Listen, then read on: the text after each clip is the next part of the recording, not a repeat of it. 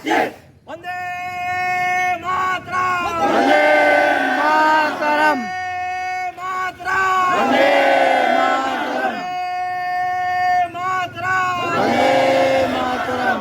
দোষীরা শাস্তি পাচ্ছে, আমাদের এই আন্দোলন চলতে থাকবে।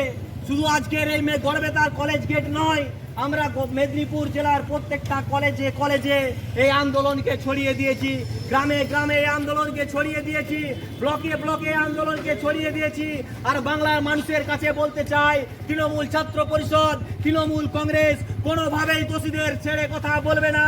দরকার পড়লে আমরা আরো বড় আন্দোলন করব।